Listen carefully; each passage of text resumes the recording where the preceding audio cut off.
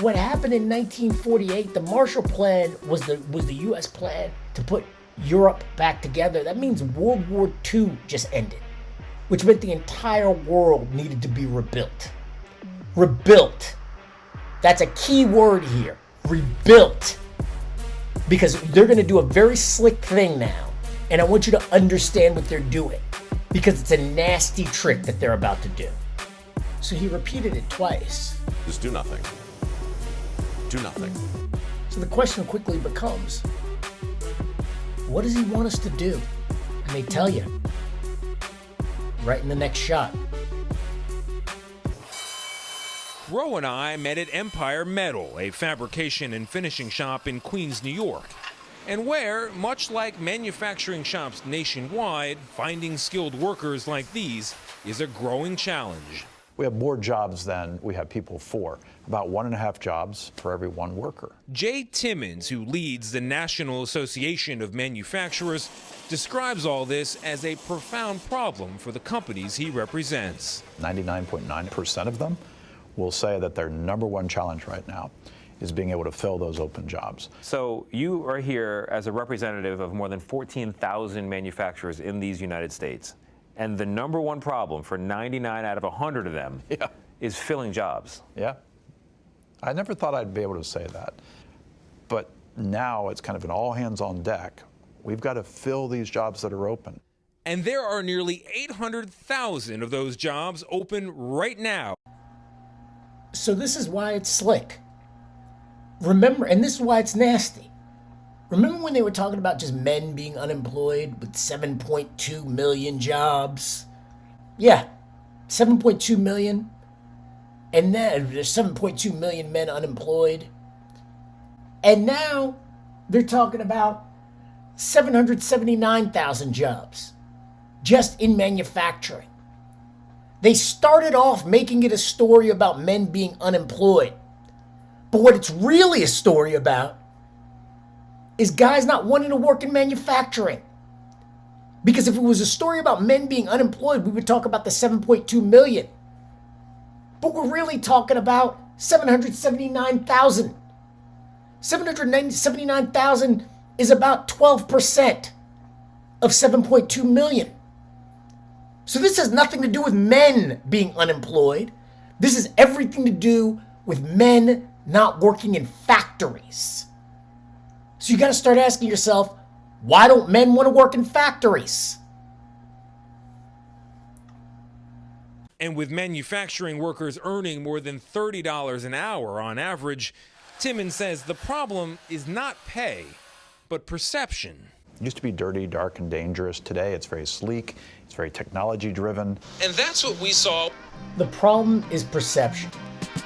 This is my major problem. To keep up with the news these days, but not anymore. Introducing you to paulineslist.org.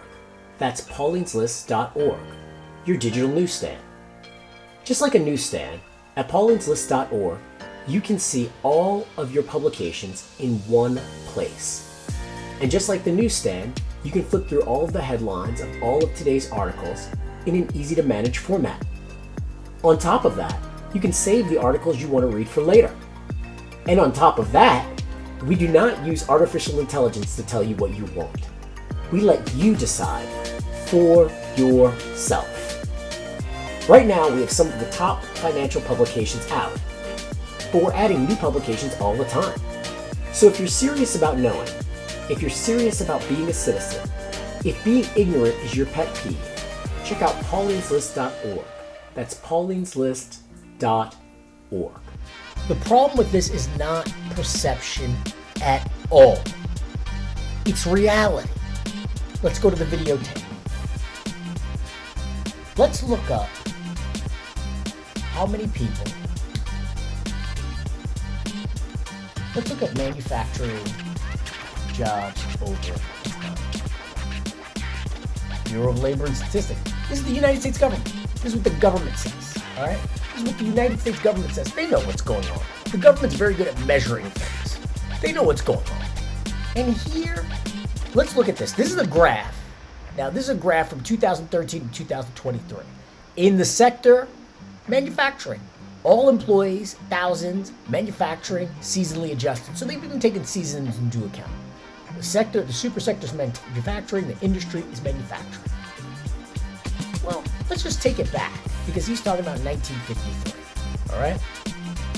And he's saying there are all these, the problem with, remember what he said, the problem is perception. Let's play that again so we make sure we don't miss it. And with manufacturing workers earning more than $30 an hour on average, Timmons says the problem is not pay, but perception. It used to be dirty, dark, and dangerous. Today it's very sleek, it's very technology driven. Problem is perception.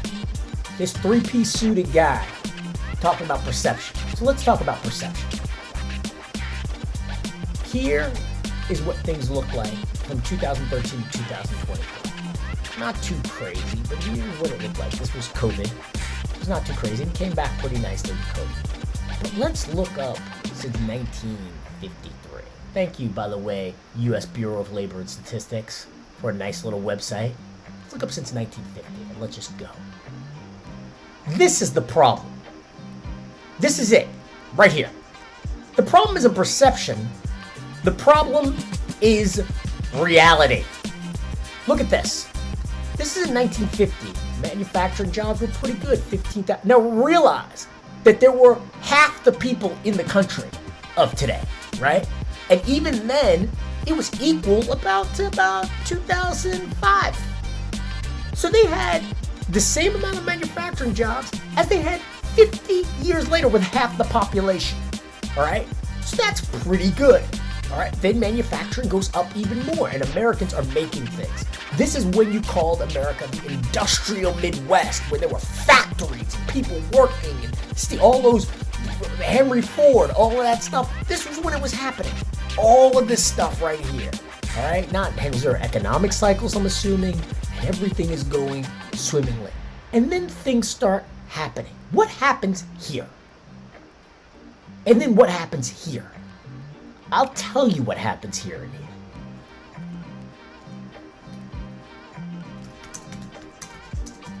What year was NAFTA passed? The North American Free Trade Agreement. It was signed in 1992 and took place on January 1st, 1994. 1994. Let's just see from 1990 on. 1990, things start getting dicey. A dip immediately. 1993, 1994, things are flat. But that's not really what put the whole nail in the coffin. You know what put the whole nail in the coffin?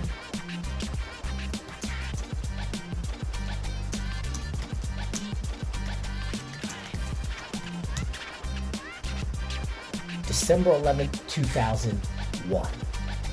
And if you look at these numbers, from 1950 onward, here is 2000, that's 1999, here's 2001. Right here. Big blinking arrow. Right here is 2001. And manufacturing went, we have double the population, and manufacturing jobs are a pittance of what they used to be. A pittance. A pittance. That's what's happening. Manufacturing jobs now, in real numbers, are less than they were in 1950, with twice the population. That's the issue. And if you don't believe me, just do this.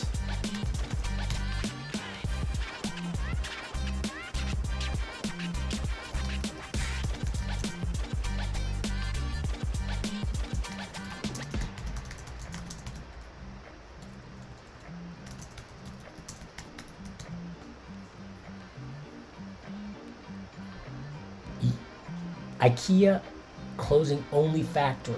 Companies closing factories across California. Nuclear plants shutting down. Workers at GM put in their final shift. 10 companies we lost in the last decade. IKEA closing its only factory. Manufacturing in America, post-globalization. This is an entire special.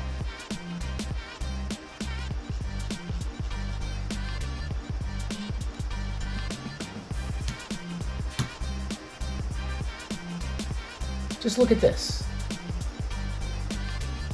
Follow a factory worker on our last shift before the plant was closed. GM closing 5 factories. Crocs closing all factories. All factories. Global companies closing factories in China. Trump expresses disappointment over factories closing. 10 companies we lost in the past decade.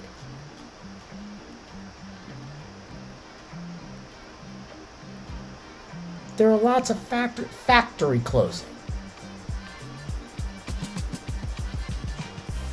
There are lots of factories that have closed. If you want to understand what's going on,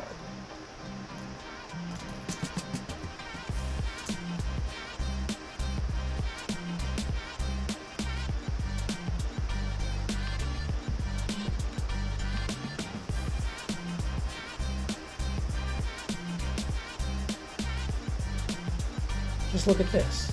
These are my biological families. But them guys out there, it's my family too. What was that feeling like when you walked out of here for that last time? Lost. Even when you're walking out, you're thinking, this ain't happening. You know, ain't no way. The president can say, to bring industry back and to bring jobs back and bring factories back. Yeah. Did you believe him? I was putting all my eggs in his basket, and I was saying, come on, boy, get her done. And he done exactly what he said he was going to do. You think that his policies are kind of why you have a job today? I know it is. You know it is? Yeah, I wouldn't have his job if it didn't happen. Wish I could meet him. I'd give him a big old hug, you know? What would you say? Tell him, keep on doing what you're doing, boy. You're doing a fine job, President Trump. Thank you. Love you, man. Means a lot. You feel the same?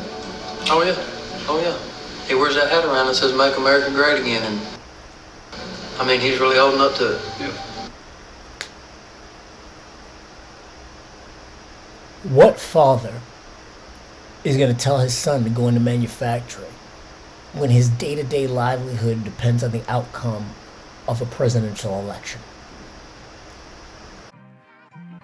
See, here's the thing. Just because big corporations, I would say American corporations, but no corporation's American anymore. Just because a corporation wants you to work at their factory today doesn't mean they'll want you to work there tomorrow. If you don't believe me, check this out. There is this new term called nearshoring.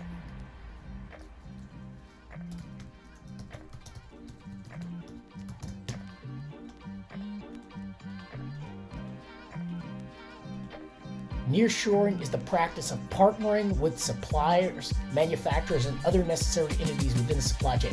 For instance, a U.S. company might practice nearshoring by working with a supplier in Mexico instead of one in China.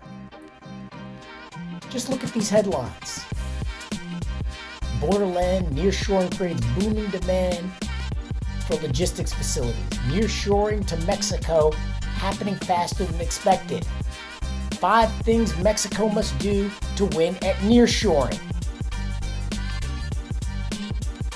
Mexican states in hot competition over possible Tesla plant. So yeah, they want American workers to work at factories today.